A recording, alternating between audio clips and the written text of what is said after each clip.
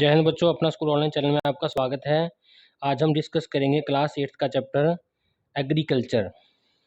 तो देखिए, previous chapter में हमने पढ़ा था कि इम्पोर्टेंस क्या है हमारे वेरियस रिसोर्सेज की, जैसे कि लैंड की, सॉइल की, वाटर की, प्लांट्स की, एक्सेट्रा एक्सेट्रा।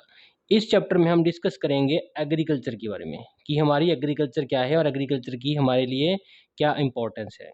तो देखिए, हम सबको पता है कि फूड जो है हमारा बेसिक रिक्वायरमेंट है ह्यूमन बींग्स की। हम फूड के बिना रह नहीं सकते। हमारा सर्वाइवल के लिए हमें भोजन की बहुत आवश्यकता है। तो ये रिक्वायरमेंट है ये फूड की, इससे हमारी डेवलपमेंट हो गई एग्रीकल्चर की। मीन्स हम भोजन के बिना रह नहीं सकते, तो भोजन की तलाश में इंसान ने डेवलपमेंट कर दी एग्रीकल्चर की, फसलें उगाना शुरू कर दिया। तो एग्रीकल्चर में बहुत कुछ आता है।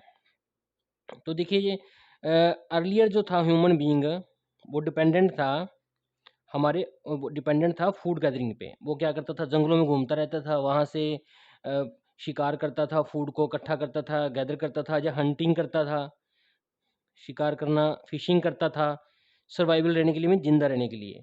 तो ग्रेजुअली आहिस्ता आहिस्ता उसने स्टार्ट कर दिया क्रॉप्स को ग्रो करना। तो उसने क्रॉप्स कहाँ ग्रो की, क्योंकि पहले ट्यूबवेल नहीं थे, कुछ सिंचाई का साधन नहीं थे। तो उन्होंने क्या किया, रिवर वैली, जो रिवर के आसपास के किनारे होते थे, उसके आसपास या रिवर के नज़दीक की जगहों पे एग्रीकल्चर करना शुरू कर दिया, बिगनिंग कर दिया एग्रीकल्चर को। तो इससे हेल्प हुई एंशिएंट मीन्स पुरानी सिविलाइजेशंस को, कि वो फ्लोरेज मीन्स बढ़िया विकास हुआ उनका अलोंग द रिवर वैलीज़ के आसपास उनका बढ़िया विकास हुआ, उन्होंने वहाँ पे प्रोग्रेस की, काफ़ी ज़्यादा खुशहाल रहे। तो एग्रीकल्चर का मतलब होता है कल्टीवेशन ऑफ लैंड, ज़मीन को कल्टीवेट करना, खेती करना, एग्रीकल्चर है मेनली। तो वाइड टर्म में बात करें अगर, एग्रीकल्चर एक साइंस है, ये भी एक तरह की साइंस है, एक आर्ट में एक कला है क्रॉप्स को उगाने की। और इसमें rearing of live stock mean पशु पालना भी आता है, फॉरेस्ट्री मीन्स बाग बगीचा लगाना भी आता है, और फिशिंग मीन फिश की खेती करनी या फिश को पालना भी एग्रीकल्चर में ही आता है। तो आइए डिस्कस करते हैं इम्पोर्टेंस ऑफ एग्रीकल्चर। तो देखिए, मोस्ट पॉपुलेशन जो हमारी है वर्ल्ड की, वो अब भी डिपेंड करती है एग्रीकल्चर पे, अपनी लिवलीहुड मीन्स अपनी ज़रूरतें, मेन ज़रूरतें जीने के लिए ज़रूरी है उनको पूरा करने के लिए। तो ये मेजर ऑक्यूपेशन है, मेन धंधा है हमारे लोगों का, पीपल्स का, developing countries of the world, जो कि अभी डेवलप हो रही हैं, जैसे कि इंडिया, पाकिस्तान, जो डेवलप हो रही है इनमें। तो इंडिया एक एग्रीकल्चर इंडिया सी कंट्री है, क्योंकि इसमें जो मेन जो लोगों का काम है वो एग्रीकल्चर है, खेती बाड़ी है। तो इसलिए it is a backbone of our country economic development. तो ये हमारे रीढ़ की हड्डी है हमारी इकोनॉमिक डेवलपमेंट की। इकोनॉमिक डेवलपमेंट होती है पैसे से रिलेटेड, जिससे हमें पैसा आता है। तो हमारा पैसे की डेवलपमेंट में इसका बहुत ज़्यादा रोल है, इसलिए इसको बैकबोन कहा जाता है। तो agriculture not only supplies the food, agriculture हमें फूड ही नहीं देती खाने के लिए, एग्रीकल्चर मीन्स सिर्फ खाना नहीं देती लोगों को, लेकिन इससे और भी बेनिफिट्स हैं, जैसे कि ह्यूज मार्केट्स, बड़ी बड़ी मार्केट्स पैदा होती हैं। और देखिए, एग्रीकल्चर में कोई खेती करता है वेजिटेबल्स की, या फ्रूट्स की, या कोई और काम की, तो उसके लिए मार्केट्स में जाता है वो।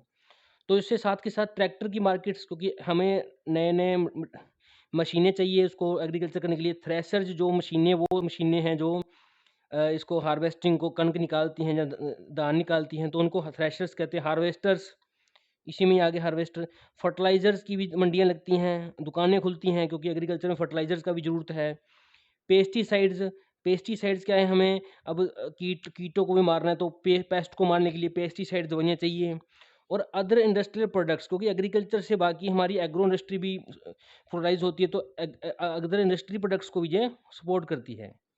तो ये हेल्प करती है एम्प्लॉयमेंट में, रोज़गार में, रेडिकेटिंग मैंने ये पॉवर्टी मैंने गरीबी को दूर करती है। ये हमारा इन्हेंस करती है, बढ़ाती है हमारा जो ट्रेड है, जो हमारी अर्निंग है। फॉरेन एक्सचेंज मीन हम कुछ चीज़ें बाहरले देशों को देते हैं, तो इससे हमारा फॉरेन एक्सचेंज बढ़ता है। तो एग्रीकल्चर एक बहुत ही इंपॉर्टेंट रोल प्ले करती है हमारा स्ट्रेंथ करने में ग्लोबल रिलेशंस, क्योंकि देखिए, हर देश के पास अलग अलग तरह की खेती है। तो हर देश एक दूसरे से कोई ना कोई आइटम लेता है। हमारे पास मान लीजिए कोई चीज़ ज़्यादा है, हम दूसरे देशों को दे देंगे, और हमारे पास जो कम है वो दूसरे देशों से ले लेंगे। तो इससे ग्लोबल रिलेशंस भी इंप्रूव होते हैं, स्ट्रेंथ होते हैं। तो इससे हमारे इंटरनेशनल ट्रेड जो है, अंतर्राष्ट्रीय व्यापार एग्रीकल्चर प्रोडक्ट्स का, वो भी हमारा बढ़ता है। तो इसमें देखिए, कुछ फैक्टर्स हैं एग्रीकल्चर में जो कि अफेक्ट करते हैं हमारा एग्रीकल्चर में। तो फैक्टर्स की बात करें, देखिए एग्रीकल्चर डेवलपमेंट पॉसिबल है certain regions of the world. ये हर जगह नहीं होती कि खेती हर जगह हो जाती है। तो इसके कुछ फैक्टर्स हैं जो इसको अफेक्ट करते हैं। तो इसमें दो फैक्टर्स हैं, physical factors and economical factors. तो बात करेंगे फिजिकल फैक्टर्स की और इकोनॉमिकल फैक्टर्स की।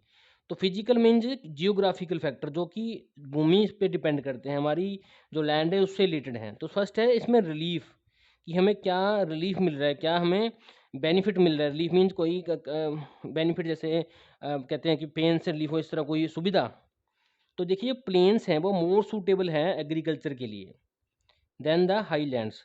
अब पहाड़ी इलाकों से अच्छा प्लेन एरिया ज़्यादा सूटेबल है एग्रीकल्चर के लिए, क्योंकि डेंसिटी ऑफ पॉपुलेशन जो है, जो पॉपुलेशन ज़्यादातर आपको बताया था कि जनरली हाई होती है प्लेन एरियाज़ में। प्लेन एरियाज़ में लोग ज़्यादा मिल रहते हैं। तो इसके कारण प्लेन एरियाज़ में आप खेती करें तो आपको चीप लेबर में लेबर ज़्यादा मिलेगी, तो आसानी से सस्ती लेबर मिल जाएगी। और आपको मार्केट भी मिल जाएगी वहाँ पे जहाँ पे ज़्यादा पॉपुलेशन है, फार्म प्रोडक्ट्स की, बीजों की, ट्रैक्टर्स की, मशीनों की। तो इट बिकम्स ईजी, तो ये ईजी हो जाता है उन लोगों के लिए जो प्लेन एरियाज में रहते हैं, उनको खेती करना आसान हो जाता है। और whereas it is difficult, ये बहुत मुश्किल हो जाता है उन लोगों के लिए मशीन यूज़ करना। उन रगड टोपोग्राफी मीन जो टेढ़े मेढ़े जगह हैं, जैसे कोई पहाड़ी एरियाज़ हैं, ऊंचा नीचा ऊपर नीचे का जगह होता है, उसमें वहाँ पे मशीनें मॉडर्न यूज़ करना भी मुश्किल हो जाता है। तो रिवर बेसिन्स एंड डेल्टाज, जहाँ पे रिवर का बेस बनता है, रिवर पहाड़ से नीचे आके सेटल हो जाती है, स्लो हो जाती है, मीन्स जैसे प्लेन एरियाज में एंटर करती है, तो उसको कहते हैं बेसिन्स या डेल्टाज। वो ज़्यादा सूटेबल है एग्रीकल्चर के लिए एज़ कम्पेयर टू अपना जो माउंटेन रीजन्स हैं। तो देखिए सेकंड इसमें फैक्टर क्या है, क्लाइमेट की बात करते हैं। क्लाइमेट भी बहुत इंपॉर्टेंट रोल प्ले करता है। तो एग्रीकल्चर क्या है, हाईली सेंसिटिव है क्लाइमेट वेरिएबिलिटी की। क्लाइमेट का बदलाव से ही खेती पे बहुत ज़्यादा इफेक्ट पड़ता है। तो कि ईच क्रॉप, हर क्रॉप जो फसल बीजते हैं उसका अलग अलग रिक्वायरमेंट्स हैं टेम्परेचर की और रेनफॉल की। तो देखिए सभी फसलें एक समय पे नहीं हो जाती, कि मान लीजिए आपके गांव में एक ही टाइम पे सब जगह सब तरह की फसलें हैं। हर फसल का एक समय होता है उसको, क्योंकि अलग तरह का एक टेम्परेचर चाहिए होता है और एक रेनफॉल चाहिए होती है, सिंचाई कह सकते हैं आज की डेट में। आज की डेट में हम सिंचाई पे कम रेनफॉल पे कम डिपेंडेंट है, हमारे पास सिंचाई का और साधन बहुत है। लेकिन सिंचाई का फ़र्क तो है कि किसी फसल को ज़्यादा पानी चाहिए, किसी को कम चाहिए। तो इसलिए वेरिएशन इन क्लाइमेट। तो लेकिन हम सिंचाई तो और साधनों से कर लेंगे, लेकिन टेम्परेचर तो नहीं कंट्रोल कर सकते ना। तो टेम्परेचर मेन प्ले करता है कि हमें कौन सा टेम्परेचर और कैसी हमारी फसल होगी। तो क्लाइमेट कंडीशन जो है वो सपोर्ट करती है हमारी डिफरेंट क्रॉप्स पैटर्न की, क्योंकि अपना टेम्परेचर जो क्लाइमेट है डिफरेंट रहता है हर जगह का। तो अलग अलग तरह की इसलिए फसलें वहाँ पे बोई जाती हैं। एग्जाम्पल पे तौर पर बात करें कणक की, वेट की, तो देखिए ये क्या है, ऐसी फसल है जो टेम्परेट मीन्स ठंडे एरिया में होती है, ना ज़्यादा गर्मी ना ज़्यादा ठंडी। और उसके उल्टा जो राइस है वो ऐसी जगह पे होती है tropical region. Tropical region means जहाँ पे पानी मॉइस्चर जो होता है हवा में ज़्यादा हो और रेन ज़्यादा हो। तो ग्रोइंग सीजन लॉन्ग है इक्वेटेरियल्स में, ट्रॉपिकल रीजन्स में, as compare to same in the temperate regions में। इसका कहने का मतलब कि जहाँ पे ज़्यादा ठंड होती है या ज़्यादा गर्मी होती है वहाँ पे ग्रोइंग सीजन ज़्यादा मीन्स वहाँ पे ज़्यादा तरह की फसलें बोई जा सकती है। लेकिन जहाँ पे टेम्परेचर ना ज़्यादा बड़ा हाई ना ज़्यादा लो रहे, जैसे पंजाब है ना, वहाँ पे फसलों की वैरायटी भी कम होती है, कम तरह की फसलें बीजी जाती हैं। थर्ड फैक्टर है हमारे पास अभी जियोलॉजिकल में, सॉइल की बात करेंगे। तो सॉइल जो है रिच है मिनरल्स में, जिसमें मिनरल्स ज़्यादा हैं, ऑर्गेनिक मैटर हुमस ज़्यादा है, वो ज़्यादा सपोर्ट करती है एग्रीकल्चर को। तो केमिकल कंपोजिशन और फर्टिलिटी ऑफ सॉइल भी, सॉइल में क्या क्या केमिकल्स हैं, उसकी ताकत क्या है, वो जगह टू जगह प्लेस टू प्लेस वेरी करती है, जिसके कारण वेरिएशन इन सॉइल की टाइप्स की है, अलग अलग तरह की मिट्टी की टाइप है। तो हर क्रॉप का, हर फसल का एक अपना ओन रिक्वायरमेंट है सॉइल की। तो देखिए according to soil type large variety of जो क्रॉप्स होती हैं वो different parts of the world में, हमारे संसार में मिट्टी की जो टाइप है जो वो अलग अलग है हर जगह। तो इसलिए अलग अलग तरह की खेती हमारे वर्ल्ड में अलग अलग तरह की खेती होती है। तो एक एलुवियल सॉइल होती है, एक होती है ब्लैक सॉइल। ये मोस्ट फर्टाइल मतलब कि सबसे ज़्यादा जो उपजाऊ मिट्टियाँ पाई गई हैं, जो कि एग्रीकल्चर के लिए बहुत ज़्यादा बेनिफिशियल हैं। तो नेक्स्ट बात करते हैं हम इकोनॉमिकल फैक्टर्स की, जिसमें पैसे के, हमारे ह्यूमंस की इन्वॉल्वमेंट ज़्यादा है। तो देखिए पहला है size of the land, land का हमारा कितना हमारे हिस्से में ज़मीन आती है। तो देखिए size of the farm affects the agriculture pattern. मान लीजिए अब देखिए कि इसमें देखिए कि जो साइज है जो आपके लिए आपके पास जितने खेत हैं वो भी डिपेंड कर वो उससे भी इफेक्ट होता है कि आपका एग्रीकल्चर पैटर्न क्या है। मान लीजिए किसी किसान के पास थोड़ी ज़मीन है तो वो ऐसी फसलें बीजेगा जो उसको ज़्यादा रिक्वायरमेंट रहती है, और जो एक किसी की फसल किसान के पास ज़्यादा ज़मीन है तो वो ऐसी फसलें बीजेगा जिससे वो बाहर अंतर्राष्ट्रीय मार्केट से या नेशनल मार्केट से ज़्यादा अर्निंग कर सके, कमर्शियल फसलें बीजने की कोशिश करेगा। तो जो यील्ड होगी वो पर हेक्टेयर होगी। तो इन डेंसली पॉपुलेटेड जहाँ पे एरियाज़ में जनसंख्या बहुत है, जैसे कि डेवलपिंग कंट्रीज़, वहाँ क्या होता है फार्म का साइज़ जनरली कम होता है क्योंकि जनसंख्या ज़्यादा है तो आगे दादा से पोता इस तरह ज़मीन बढ़ती रहती है। तो ग्रोइंग पॉपुलेशन के कारण क्या होता है ज़मीन बढ़ती रहती है, लॉ ऑफ सक्सेशन के कारण कि अभी बाप की ज़मीन है फिर उसके बेटे की बनेगी फिर उसके बेटे की चलेगी, तो आहिस्ते-आहिस्ते वो डिवाइड होती रहती है। तो इसलिए स्मॉल फील्ड जो है मोस्टली नॉट इकोनॉमिकल है। छोटे फील्ड से ज़्यादा कोई इतना बेनिफिट नहीं मिलता क्योंकि वो अपनी रिक्वायरमेंट्स के लिए ही काम करते हैं मोस्टली। सेकंड क्या है लेबर, उनके पास इतना पैसा भी नहीं होता। लेबर की बात करें तो अवेलेबिलिटी, जो लेबर का मिलना उसका भी ग्रेट इन्फ्लुएंस मैंने अफेक्ट रहता है क्रॉपिंग पैटर्न पे किसी एरिया के। वो क्या है देखिए लेबर रिक्वायरमेंट्स जो हैं वेरी करती हैं डिफरेंट क्रॉप्स के लिए, अलग-अलग तरह की लेबर की रिक्वायरमेंट्स हैं। जैसे धान लगाना तो धान लगाने लेबर चाहिए, फसल काटनी तो काटने वाले लोग चाहिए, तो अलग-अलग तरह के स्किल हैं उनके। तो many parts of the India जो सीज़नल अनएम्प्लॉयमेंट एग्जिस्ट करती है। अभी कई बार क्या होता है सीज़न खत्म होते लोग फ्री हो जाते हैं, लोगों के पास काम नहीं होता। लेकिन जब पीरियड होते हैं सोइंग के, फसल को बीजने के या फसल को काटने के, उस समय शॉर्टेज हो जाती है लेबर की क्योंकि सभी लोग इन कामों में लग जाते हैं, उनको काम बहुत मिल जाता है। तो इसलिए जो मेनली बात एग्जांपल दे रहे हैं कि जो पंजाब के फार्मर्स हैं, वो ग्रेटली डिपेंड करते हैं माइग्रेंट लेबरर जो बिहार साइड से आते हैं क्योंकि उनके पास हमारी लेबर मिल नहीं पाती और लेबर की रिक्वायरमेंट बहुत होती है। हर आदमी चाहता है कि टाइम पे बिजाई हो जाए और टाइम पे हम उसको फसल को काट लें। तो वो migrating labourers means Bihar side से यूपी साइड की लेबर को प्रेफरेंस देते हैं कणक बीजने के लिए और राइस क्रॉप्स को बीजने के लिए। तो थर्ड चीज़ है हमारी कैपिटल।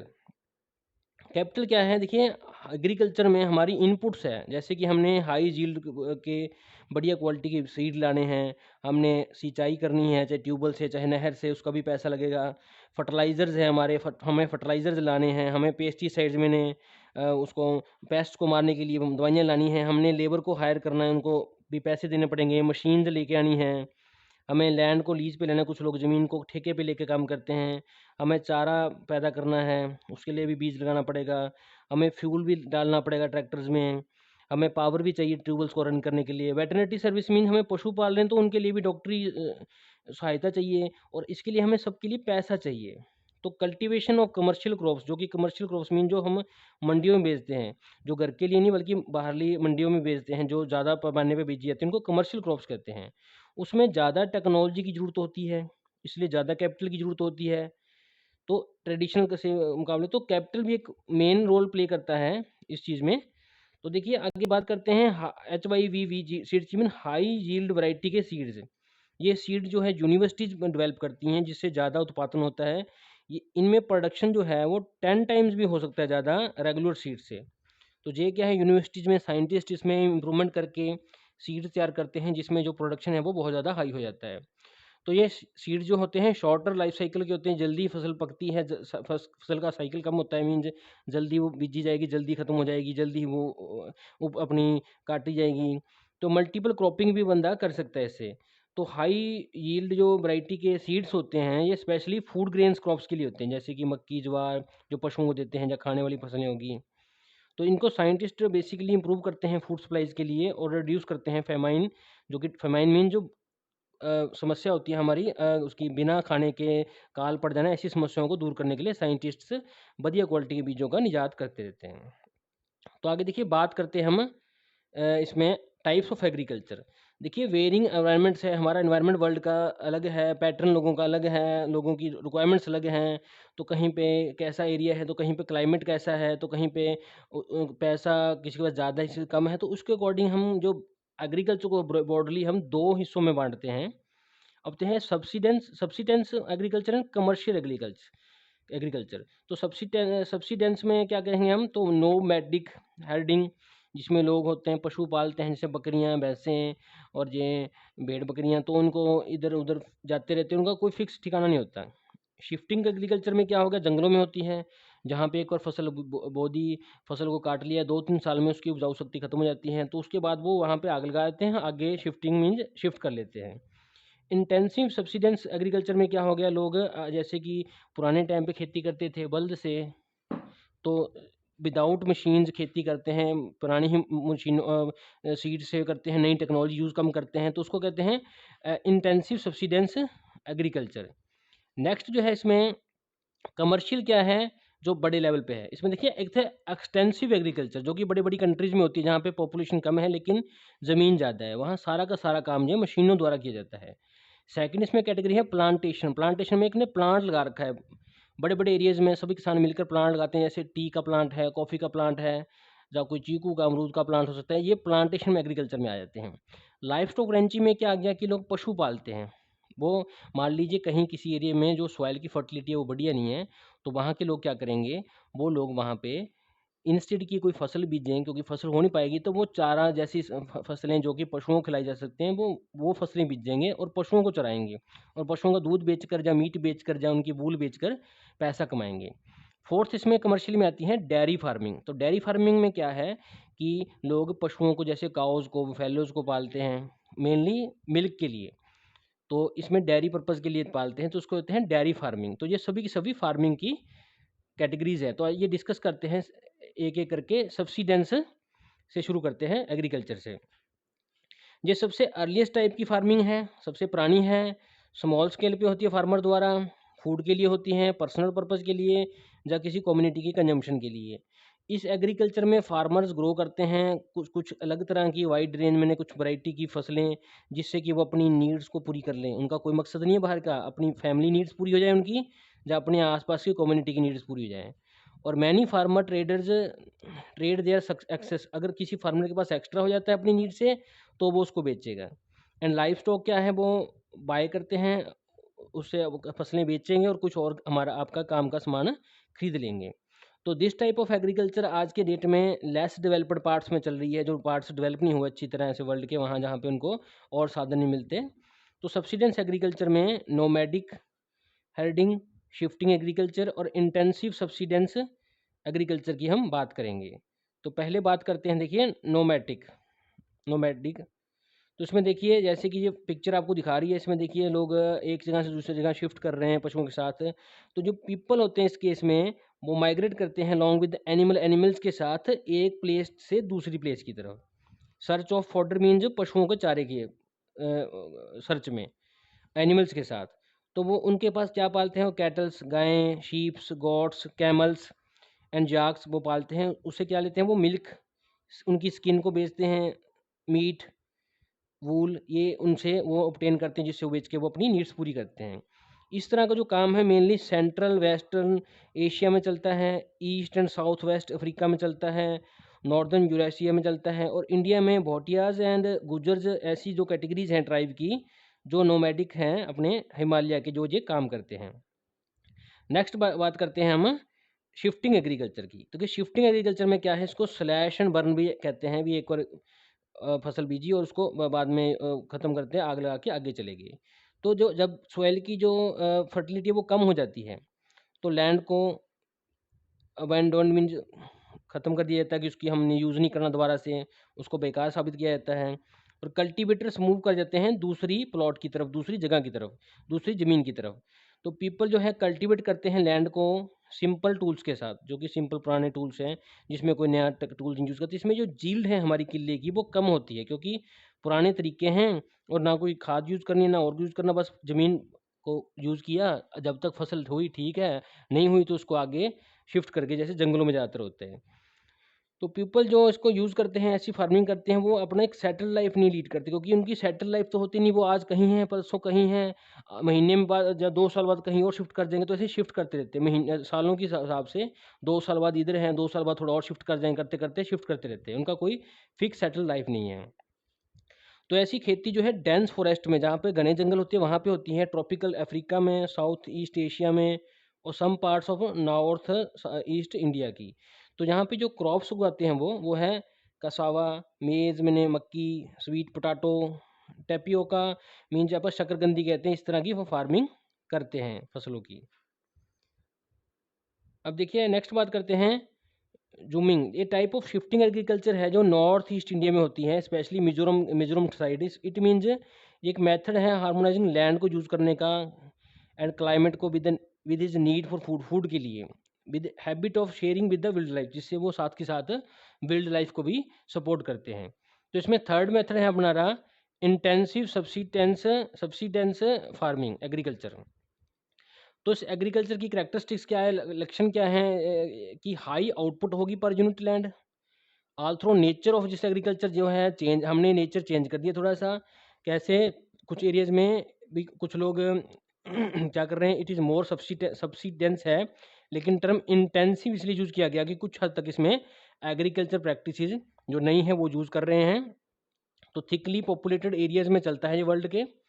तो स्पेशली ये मानसून रीजन्स में चलता है, साउथ ईस्ट और ईस्ट एशिया में। इसमें जो पीसेंट्समैन किसान हैं वो इतने ज़्यादा लैंड के हंग्री होते हैं कि वो थोड़ी सी ज़मीन भी बोने की कोशिश करते हैं।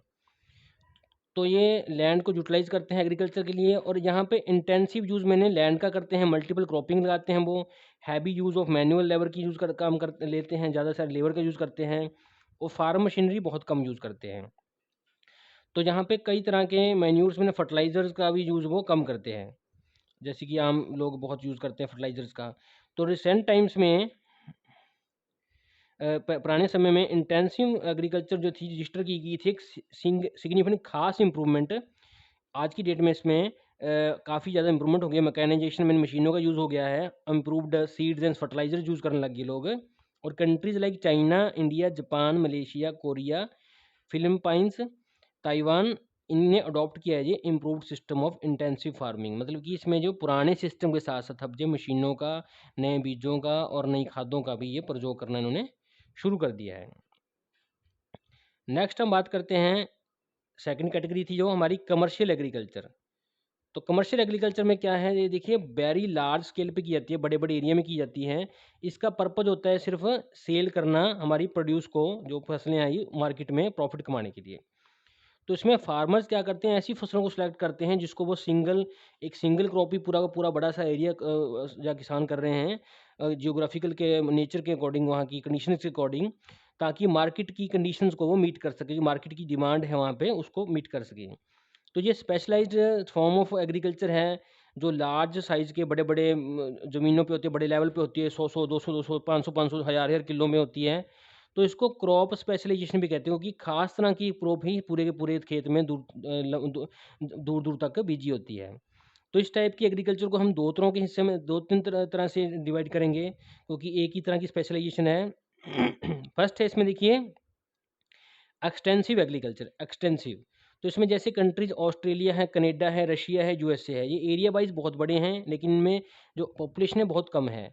तो ये क्या करते हैं, जो एग्रीकल्चर करते हैं लार्ज स्केल पे करते हैं, बिग लैंड पे, बड़ी बड़ी ज़मीनों पे, यूजिंग मॉडर्न मशीन्स, क्योंकि इनके पास इतने लोग नहीं है कि सारे खेती कर सके, क्योंकि इनकी पॉपुलेशन बहुत कम है। तो इन कंट्रीज़ में क्या करते हैं, बहुत बड़ी बड़ी ज़मीनों पे मशीनों की हेल्प से खेती करते हैं, क्योंकि यहाँ जो पॉपुलेशन है वो स्पार्स मीन्स बहुत कम है। तो लैंड इनके पास बहुत अबंडेंस में, बहुत ज़्यादा मात्रा में है।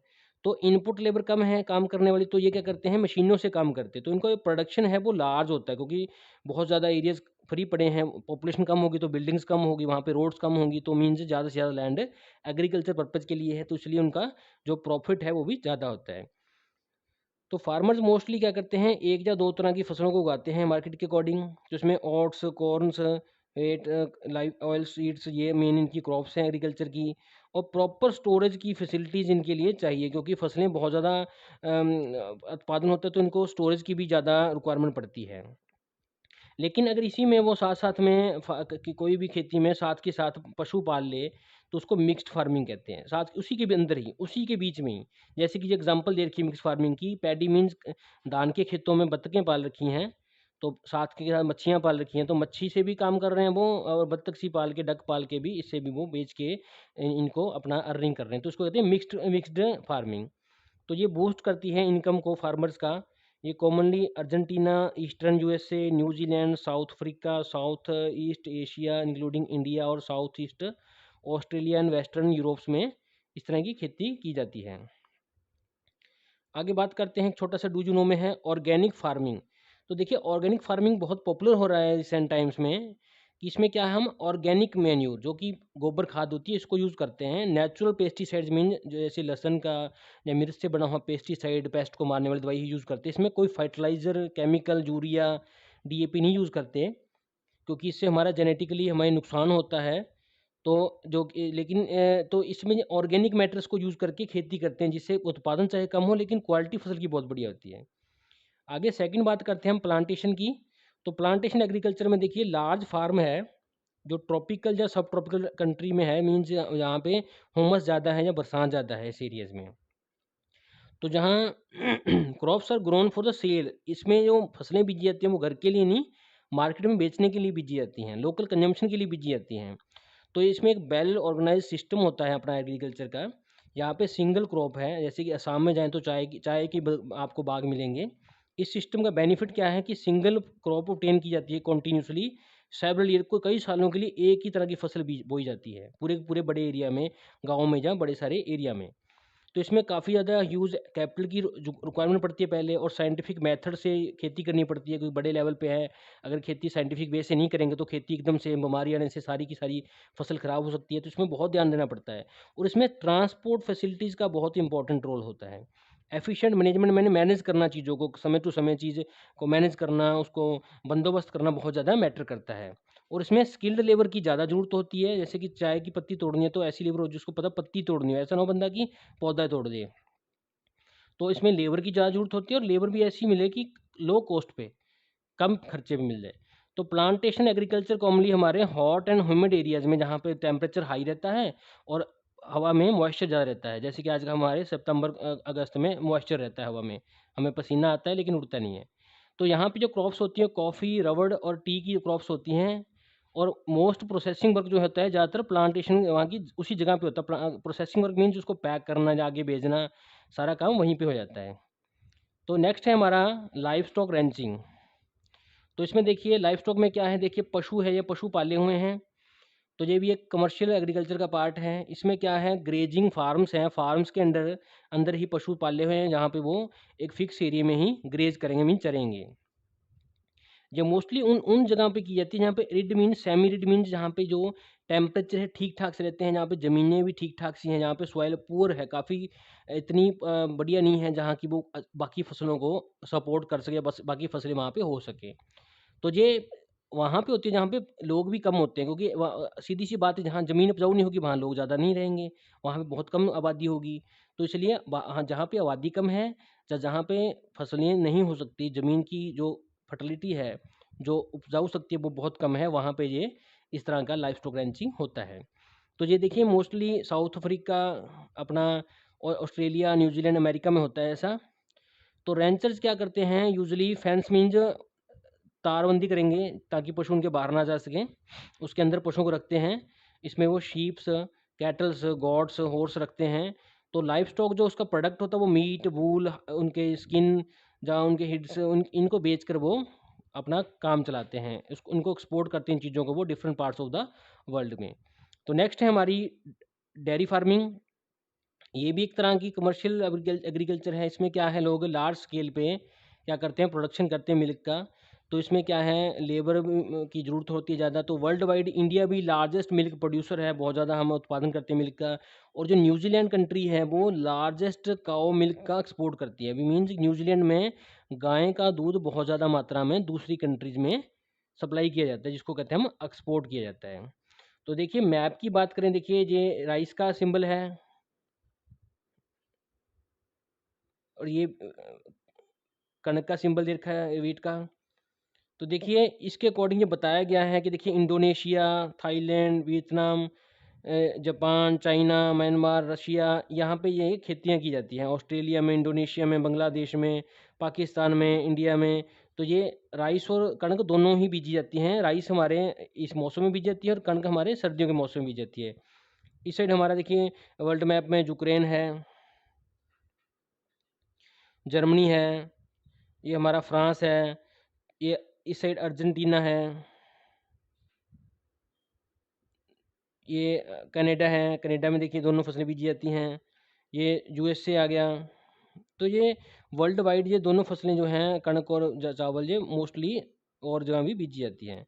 अब देखिए बात करते हैं इनकी टाइप्स की, तो क्रॉप्स को मेनली 3 टाइप्स में बाँटा है। सेरेल्स क्या होती हैं, जो दानेदार फसलें होती हैं, जिनसे दाना जो दाने की फॉर्म में होती है। फाइब्रस होती है, जिसमें से रेशा होता है, जैसे कि नरमा हो गया। बीवरेज होगी, जो पीने के काम आती है, जैसे कॉफ़ी हो गई, टी होगी, इस तरह की फसलों को हम कहते हैं बीवरेज क्रॉप्स। तो बात करते हैं सेरेल्स की, तो सेरेल्स में क्या आता है, दानेदार फसलें, जिसमें कि देखिए अब चावल है, दाना है, कणक है, मेज़ में मक्की है, मिलेट्स में बाजरा है, इनमें क्या है, दाने होते हैं, दानेदार फसलें हैं, इनमें जो प्रोडक्ट है वो दानेदार अनाज है, तो इसको सेरेल्स कहते हैं। तो इसके लिखिए राइस की बात करें, तो राइस के लिए जो सॉइल है वो अलुवियल मीन्स उपजाऊ चाहिए, क्लेई मीन्स बारीक तरह की मिट्टी चाहिए जिसमें पानी रुके, और टेम्परेचर 24 डिग्री सी चाहिए इसके, या इससे ज़्यादा होना चाहिए, मतलब कि मॉइस्चर ज़्यादा होना चाहिए, जितना ज़्यादा टेम्परेचर होगा उतना ज़्यादा वहाँ पे गर्मी होगी। तो गर्मी के साथ में मॉइस्चर भी चाहिए, ऐसा नहीं रेगिस्तान में कर देंगे आप इसको। तो जो सोइंग, ग्रोइंग और हार्वेस्टिंग सीजन है उसमें लेकिन वेरिएशन चाहिए थोड़ी सी, ज़्यादा नहीं, भी थोड़ा थोड़ा फ़र्क पड़े, जैसे कि हम धान बीजते हैं तब गर्मी हो, जैसे जैसे धान कटने वाले हैं थोड़ी थोड़ी सी ठंडी सी होनी शुरू हो जाए। और रेनफॉल की बात करें, जो उन एरियाज में ज़्यादा बढ़िया होती है जहाँ पे रेनफॉल 100 डिग्री सी से ज़्यादा होती है। तो देखिए एरियाज़ की बात करें, तो ये मोस्टली हमारा डेल्टाज, रिवर वैलीज़ में और कोस्टल प्लेन्स में होती है, जहाँ यहाँ पे टेरेस फील्ड्स होते हैं माउंटेन्स रीजन्स में, वहाँ पे खेती इसकी बढ़िया होती है। तो राइस प्रोड्यूसिंग जो एरियाज़ हैं हमारे वर्ल्ड के, वो हैं देखिए चाइना, चाइना के बाद इंडिया है, इंडोनेशिया है, फिर बांग्लादेश का नाम आता है, Vietnam, Thailand, Myanmar and Japan, जो देश हैं ये राइस में नंबर 1 से चल रहे हैं।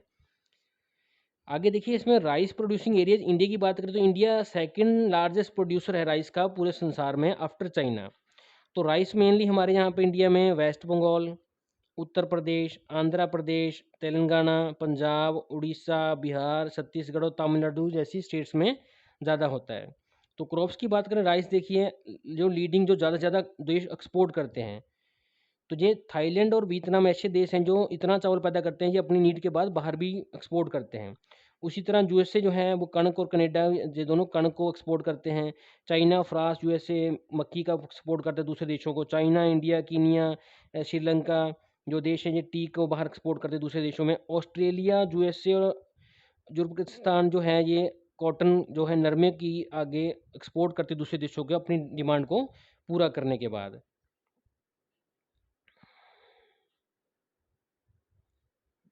कणक की वेट की, तो देखिए इसके लिए जो सॉइल टाइप चाहिए हमें, सॉइल चाहिए हमें लोमी सॉइल। तो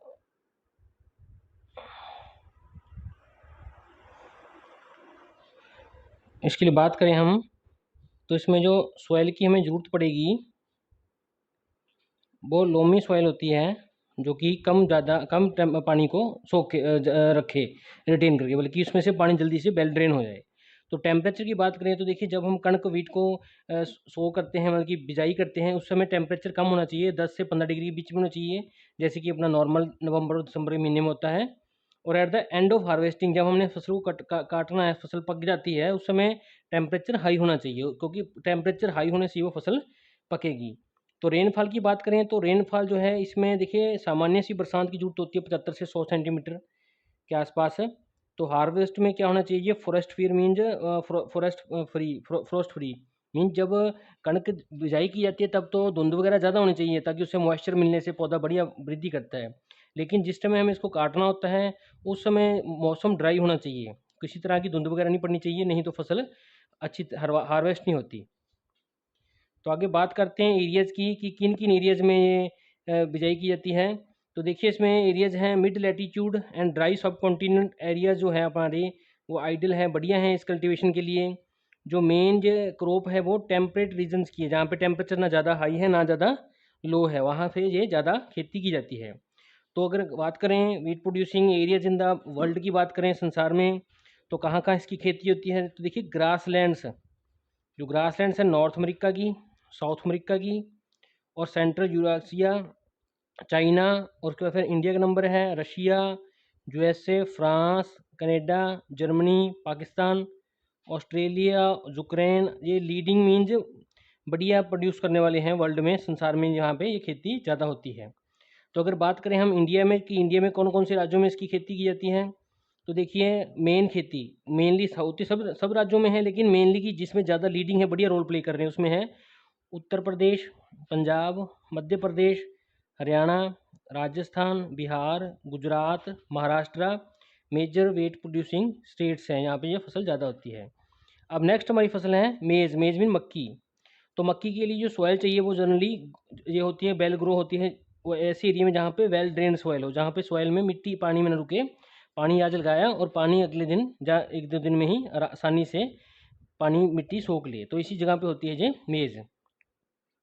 तो अगर इसके टेम्परेचर की बात करें तो ये 21 से 27 डिग्री, अगर ये टेम्परेचर मिल जाए तो बढ़िया ग्रो करेगी, अदरवाइज़ ग्रो करती है। जो ये ड्राई सीजन में होती है कि बरसात भी ठीक होनी चाहिए, टेम्परेचर ज़्यादा लो भी नहीं होना चाहिए और ज़्यादा हाई भी नहीं होना चाहिए, जैसा कि राजस्थान में रेगिस्तान में नहीं होती, वहाँ पे टेम्परेचर बहुत हाई होता है। रेनफॉल की बात करें इसमें, तो रेनफॉल क्या है, इसे 50 से 100 मीटर सामान्य सी बरसात चाहिए। तो ये एरियाज़ में होती है जहाँ पे लेस रेनफॉल है, वहाँ भी हो जाती है।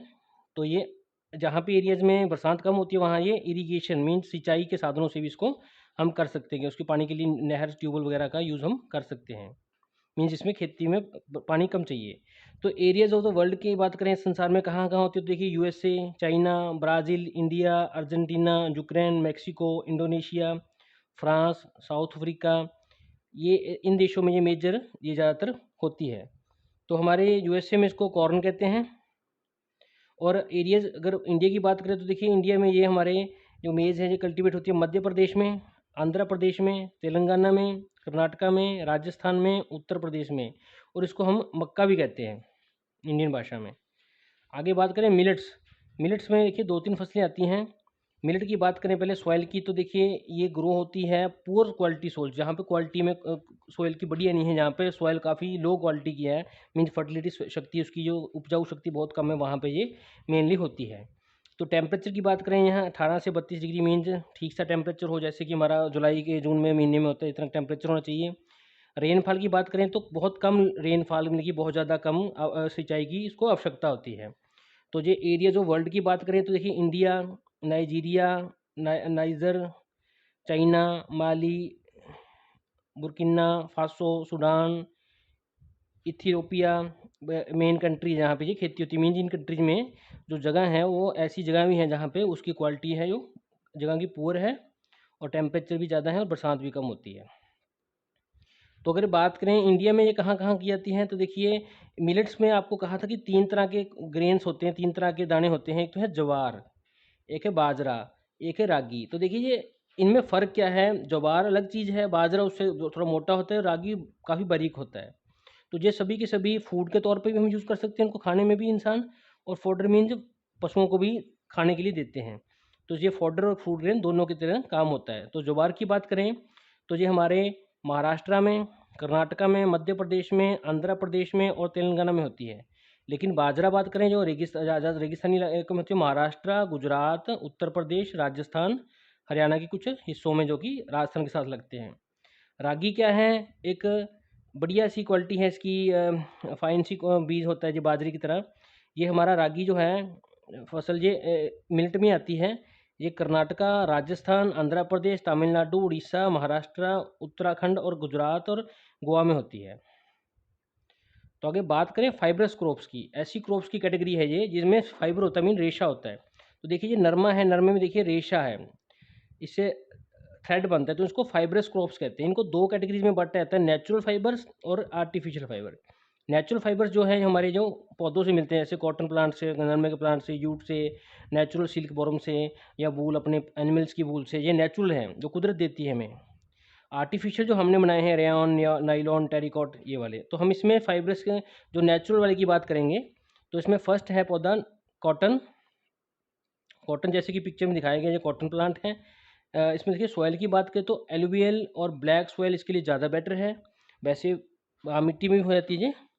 और टेम्परेचर की बात करें तो इसको ट्रॉपिकल मीन्स गर्मी चाहिए, 30 से 40 डिग्री और मॉइस्चर हो टेम्परेचर में। और रेनफॉल की बात करें तो बहुत कम, बल्कि 60 से 100 ठीक सी एनुअल रेनफॉल चाहिए, ज़्यादा नहीं। और हार्वेस्टिंग पीरियड जब मीन्स फसल आ जाती है उस समय ड्राई होना चाहिए वेदर, और फ्रॉस्ट फ्री मीन धुंध वगैरह नहीं होनी चाहिए। सनी मीन ज़्यादा से ज़्यादा सनलाइट का वहाँ पे एक्सपोजर हो उस एरिया को, तो वहाँ पे ये बढ़िया होती है। तो एरियाज ऑफ वर्ल्ड की बात करें तो देखिए China, India, USA, Pakistan, Brazil, Uzbekistan, Turkey, Australia main country है जहाँ पे ये नरमे की खेती होती है। और देखिए इंडिया में बात करें तो इंडिया में गुजरात, महाराष्ट्र, आंध्र प्रदेश, पंजाब, हरियाणा मेन जहाँ पे कॉटन की खेती होती है वहाँ एरिया में होती है, जो राजस्थान के साइड में लगते हैं, जहाँ थोड़े से सूखे ड्राई एरियाज़ हैं जहाँ पे बरसात कम होती है। तो इसमें देखिए चीप एंड एफिशिएंट जो लेबर है बहुत ज़्यादा ज़रूरी होती है, क्योंकि देखिए इसमें क्या होता है, हमें इसको नरमे को निकालने के लिए इसको फूलों में से इसको निकालना पड़ता है इस रेशे को, तो उसके लिए लेबर की रिक्वायरमेंट होती है। आजकल मशीनें भी आ गई, तो इसके लिए हमें लेबर की ज़रूरत होती है, वो प्लग करेंगी कॉटन बाल्स को इनमें से। तो कॉटन बाल्स को प्लग करने के लिए हमें लेबर की आवश्यकता पड़ती है। तो ये मेनली आजकल सिंचाई करके इसको बीजते हैं, क्योंकि बरसात का तो पता नहीं कब बरसात आए कब ना आए, इसका कोई मौसम का पता नहीं लगता, तो ज़्यादातर इरिगेशन पे बेस्ड होती है ये, लेकिन पानी कम चाहिए इसको। आगे नेक्स्ट हमारी जो खेती की बात कर रहे हैं फाइब्रस में, वो है जूट। जूट मीन जो बोरी हो देखी होगी आपने, जो भूरे से कलर की होती है, ब्राउन से कलर की, वो इस पौधे से बनती है, इसकी पौधे की छील से बनती है। इससे बोरी बैग्स वगैरह बनती हैं। मोस्टली ये बैग्स हमारे कण की जहाँ पैकिंग के लिए यूज़ करते हैं हमारे सरकारी डिपार्टमेंट्स, हैफेड जैसे। तो ये वहाँ होती है, इसके लिए उपजाऊ मिट्टी बहुत ज़्यादा ज़रूरी है इस क्रॉप के लिए। तो ये रिवर डेल्टा जो रिवर्स डेल्टा बनाती है, वहाँ पे उपजाऊ मिट्टी ज़्यादा होती है, तो वहाँ पे ज़्यादा बढ़िया जो क्रॉप्स होती है, इसको काफ़ी ज़्यादा पोषक तत्वों की जरूरत होती है। ये फ्लड एरियाज़ में ज़्यादा होती है, जहाँ पे पोषक तत्व बहुत होते हैं मिट्टी में, क्योंकि पानी के साथ कोई ना कोई पोषक तत्व आता रहता है नदियों में। तो टेम्परेचर की बात करें, इसको 25 डिग्री से ज़्यादा टेम्परेचर की रिक्वायरमेंट होती है। रेनफॉल की बात करें तो देखिए पानी ज़्यादा चाहिए, तो इसमें देखिए रेनफॉल भी ज़्यादा चाहिए, तो 150 सेंटीमीटर के आसपास इसमें बरसात चाहिए। तो देखिए ये मैप में कॉटन और जूट की बात करी गई है। कॉटन देखिए ऑस्ट्रेलिया में बताया गया है, अपना चाइना में, इंडिया में, उज़्बेकिस्तान में। तो देखिए वही चीज़ें हैं मैप में आप देख सकते हो। यहाँ पे ये तुर्की में है, यहाँ पे ये आई मीन्स यूट है इबरी कोस्ट में। ये ब्राज़ील में दोनों होते हैं, नरमा भी होता है और यहाँ पे यूट भी होता है। सिमिलरली बात करें तो साउथ अमेरिका में यहाँ पे नरमा होता है, यूएसए जिसको कहते हैं हम। तो इसके बाद देखिए बात करते हैं एरियाज़ की। तो वर्ल्ड में एरिया वैसे मैप पे कर लिए, लेकिन फिर भी बता देते हैं। Bangladesh, India, China, Ivory Coast, Thailand, Myanmar और ब्राज़ील इसके मेन कंट्रीज हैं जहाँ पे ये खेती की जाती है जूट की। तो इंडिया में बात करें तो ये लीडिंग प्रोड्यूसर है, इंडिया बहुत बढ़िया प्रोड्यूस कर रहा है। इंडिया में जूट जो है गंगा ब्रह्मपुत्रा डेल्टा पे, वेस्ट बंगाल में, असम, बिहार, मेघालय, उड़ीसा जगह पे होती है, जहाँ पे कि नदियाँ नाले ज़्यादा कॉन्टैक्ट में हैं, डेल्टा ज़्यादा फॉर्म हुए हैं। तो आगे नेक्स्ट हमारी जो फसल की कैटेगरी है वो है बीवरेज, मीन जो पीने वाली ऐसी फसल जिससे कोई पीने वाला पदार्थ बनता है, जैसे कि टी होगी, कॉफ़ी होगी, ये दो इंपॉर्टेंट अपनी बीवरेज क्रॉप्स हैं। तो टी की बात करें तो सॉइल टाइप की बात करें, इसमें डीप वेल ड्रेन्ड ऐसी सॉइल चाहिए जो जिसमें नीचे तक बढ़िया ड्रेन होता हो पानी का। तो अलुवियल सॉइल चाहिए इसमें। तो टेम्परेचर इसमें जो है ग्रोइंग सीजन में हॉट चाहिए, ह्यूमिडिटी चाहिए ज़्यादा, और टेम्परेचर 20 से 30 के आसपास होना चाहिए, जो कि असम साइड मिलता है, तो असम साइड इसकी खेती बहुत ज़्यादा होती है।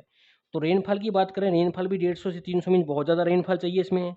और लेकिन हिली स्लोप्स पे ज़्यादा बड़ी रहती है, क्योंकि हिली स्लोप्स पे क्या होता है, जैसे बरसात होगी तो वो पानी रुकता नहीं है इनकी जड़ों में। तो अगर मिट्टी नहीं भी सूखेगी तो पानी आए और जाए, बस इतना ही इसको चाहिए, पानी रुकना नहीं चाहिए इसके। तो अगर बात करें इसमें भी कहाँ कहाँ होती है, तो वर्ल्ड में चाइना, इंडिया, केनिया, श्रीलंका, तुर्की, Indonesia, Vietnam, Japan, Iran, Argentina इसके लीडिंग प्रोड्यूसर्स हैं टी के। और इंडिया में ये असम, केरला, क्योंकि वहाँ हॉट ह्यूमिड टेम्परेचर, तमिलनाडु समुद्र तट के साथ है तो हम हॉट ह्यूमिड है, वेस्ट बंगाल है, ये मेन एरिया जहाँ जहाँ पे टी का प्रोडक्शन होता है। नेक्स्ट है हमारा क्रॉप बीवरेज में कॉफ़ी। टी की तरह कॉफ़ी है। कॉफ़ी के लिए भी वेल ड्रेन्ड और फर्टाइल सॉइल चाहिए, हिली स्लोप्स पे होती है टी की तरह ही। टेम्परेचर की बात करें तो हॉट ह्यूमिड वही सेम टू सेम टेम्परेचर चाहिए, सेम टू सेम इसमें कंडीशंस है। रेनफॉल की बात करें same to same rain conditions है, जो कि हमारे टी में थी, रेनफॉल बढ़िया होनी चाहिए। और नेक्स्ट बात करते हैं मैप की। देखिए मैप में ये टी शो कर रखी है, कीनिया में, श्रीलंका में, जापान में, चाइना में, वियतनाम में, इंडोनेशिया में, ईरान में, इंडिया में टी और कॉफ़ी दोनों होती है। तो इसी तरह अर्जेंटीना में, ब्राज़ील में कॉफ़ी होती है। और ये अपना कोलंबिया में कॉफ़ी है, कॉफ़ी की साइन है, ये मैक्सिको में कॉफ़ी होती है ज़्यादा। तो ये मैप में भी दिखा दिए, वैसे भी बता दिए। तो एरियाज़ इन द वर्ल्ड की बात करें तो एरियाज़ कौन से हैं जहाँ पे ये खेती होती है, तो ब्राज़ील इसमें लीडिंग प्रोड्यूसर है, मेन प्रोड्यूसर है वर्ल्ड में, जो सबसे ज़्यादा उत्पादन करता है इसका। फिर Vietnam, Colombia, Indonesia, Ethiopia, India, Honduras, Uganda, Mexico वगैरह देश इसके प्रोडक्शन में उनका नंबर आता है। इंडिया में बात करें तो ये कॉफ़ी प्लांट जो है हिली रीजन्स में कर्नाटका, केरला और तमिलनाडु साइड होता है। तो देखिए जो हमारा, अब बात करते हैं एग्रीकल्चर डेवलपमेंट की, तो हमारे इंडिया में या वर्ल्ड में एग्रीकल्चर का बहुत डेवलपमेंट हुआ है। तो देखिए जैसे कि पता है फूड हमारा एसेंशियल है, बहुत ज़रूरी है हमारे ह्यूमन बींग्स के लिए। तो उसकी ग्रोथ के साथ, पॉपुलेशन की ग्रोथ के साथ हमारी जो डिमांड है फूड की वो भी बढ़ती जा रही है। तो हमारे पास सरप्लस फूड होना चाहिए क्योंकि पॉपुलेशन हमारी ज़्यादा बढ़ रही है। लेकिन तो इसके लिए हमें पासेज ऑफ टाइम बीतते बीतते पॉपुलेशन इतनी एक्सपोज हो, इतनी बढ़ गई कि इसका साथ प्रेशर पड़ गया ज़मीन के ऊपर कि हमें ज़्यादा से ज़्यादा हम फूड को प्रोड्यूस करें। तो इस सिचुएशन को कंपेल करने के लिए, फेस करने के लिए पीपल्स ने नई नई टेक्निक्स डेवलप की, एग्रीकल्चर की, खेतीबाड़ी की, ताकि प्रोडक्शन को हम बढ़ा सकें, इंक्रीज़ कर सकें। तो फार्मर्स ने क्या किया, इसके लिए HYB हाई यील्ड वैरायटी के सीड्स का यूज़ करना शुरू कर दिया, जिससे उत्पादन ज़्यादा होता है। फर्टिलाइजर्स मैंने केमिकल खादों का यूज़ करना शुरू कर दिया, पेस्टिसाइड्स कीड़े मारने वाली दवाइयों का यूज़ कर दिया, इंसेक्टिसाइड्स भी पेस्टिसाइड्स की तरह होती हैं। और मॉडर्न इक्विपमेंट्स में नई नई टेक्निक्स का यूज़ कर दिया, जिसमें खेती बीजनी और काटनी बहुत ज़्यादा आसान हो गई है।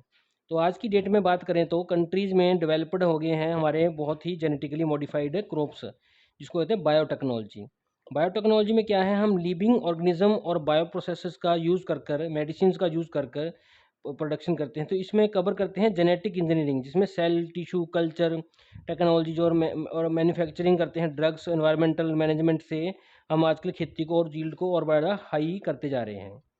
तो फॉरेन जेनस जो डिफरेंट डिफरेंट स्पेसीज़ के नए नए एक्सपेरिमेंट्स करके न्यूट्रिशन वैल्यू जो है हमारी फसलों की, फ्लेवर है, कलर है, फूड का इंक्रीज़ कर रहे हैं, इंप्रूव कर रहे हैं। तो जनरली मॉडिफाइड कंट्रोल अभी चल रहा है, और साइंटिस्ट बिलीव करते हैं कि जेनेटिकली मॉडिफाइड जो क्रॉप्स है वो हेल्प कर सकते हैं एनवायरनमेंट को, reducing the problem of pesticides. Genetically modified crops क्या होती हैं कि जिनमें हम ऐसे तत्व डाल देंगे कि उनमें बीमारी लगेगी नहीं, बीमारी नहीं लगेगी तो पेस्ट नहीं आएंगे, पेस्ट नहीं आएंगे तो हमें हार्मफुल पेस्टिसाइड्स का यूज़ नहीं करना पड़ेगा, तो जिससे हमारे एनवायरनमेंट पे कोई गलत इफेक्ट नहीं पड़ेगा। तो डेवलपिंग कंट्री जो हमारी हैं, अगर बात करें डेवलपिंग कंट्रीज़ की, तो मैनुअल लेबर यूज़ की जाती है एग्रीकल्चर एक्टिविटीज़ के लिए। लेकिन जो डेवलप्ड कंट्री है वहाँ पे हाईली मशीन्स काम करती है, जैसे USA हो गया डेवलप्ड कंट्री, जो डेवलप हो चुकी, जापान हो गया। तो जो हमारी डेवलपिंग कंट्री है उसमें मोस्ट जो पॉपुलेशन होती है डेवलपिंग कंट्री की, वो एग्रीकल्चर में लगी हुई है, इसलिए उसको एलाइड एक्टिविटीज़ कहते हैं। तो ratio of population in agriculture is minimum in developed country, जैसे कनाडा, USA है, जो डेवलप्ड कंट्री हैं, अच्छी तरह से विकसित हो गई, जिनके पास कारखाने वगैरह बहुत है, वहाँ पे लोग कम खेती करते हैं और मशीनों से ज़्यादा काम किया जाता है। लेकिन हमारे देश में, पाकिस्तान में, श्रीलंका जैसे देश जो डेवलपिंग है, वहाँ पे आज भी लेबर मैनुअल ज़्यादा यूज़ करते हैं। तो बात करें एक USA का फार्म और एक इंडिया का फार्म, तो उसमें कंपैरिजन बात करें तो पहले साइज़ की बात करें तो देखिए साइज़ के अकॉर्डिंग USA में बड़े बड़े फार्म्स में काम किया जाता है। हमारे यहाँ पे छोटे छोटे खेतों में लोग अलग अलग अपने तरीके से खेती करते हैं, और यील्ड ज़्यादा तो होता है, लेकिन फिर भी अलग अलग तरह की वैरायटी होती है। कैपिटल की बात करें तो वहाँ पे बहुत ज़्यादा पैसा लगाते हैं, बहुत ज़्यादा मशीन का यूज़ करते हैं। हमारे कंपेरेटिवली लो कैपिटल यूज़ करते हैं, और मनी जो ज़्यादातर बैंक से जहाँ लोगों से मांग के काम चलाते हैं। मार्केट की बात करें तो वहाँ पे प्रोडक्ट प्रोड्यूस करना मीन नेशनल लेवल पे किसी कंट्री को देना है, या इंटरनेशनल लेवल पे देना है, या स्टोर कर उनके पास स्टोरेज फैसिलिटी होती है। लेकिन हमारे मतलब होता है प्रोडक्शन का मतलब कि हमने लोकल मार्केट्स में या अपने देश में ही मेनली यूज़ करना है। तो लेबर की बात करें, उनके पास स्किल्ड लेबर है जो कि बहुत ज़्यादा सक्षम है, लेकिन हमारे पास अनस्किल्ड लेबर का यूज़ करते हैं।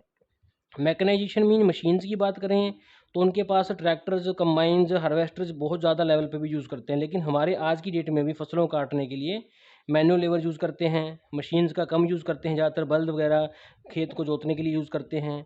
तो टेक्नोलॉजी की यूज़ करें तो extensive use of advance technology, वहाँ पे टेक्नोलॉजी का एडवांस यूज़ हो रहा है, बहुत ज़्यादा एडवांस मशीनें यूज़ हो रही हैं। जैसे नरमा चुगने के लिए मशीनें हैं, स्प्रे करने के लिए मशीनें हैं। लेकिन हमारे यहाँ पे आज की भी डेट ये मैनुअली काम करते हैं, मॉडर्न टेक्नोलॉजी का मार्जिन जो है वो कम है। Thanks for watching this channel. Thank you.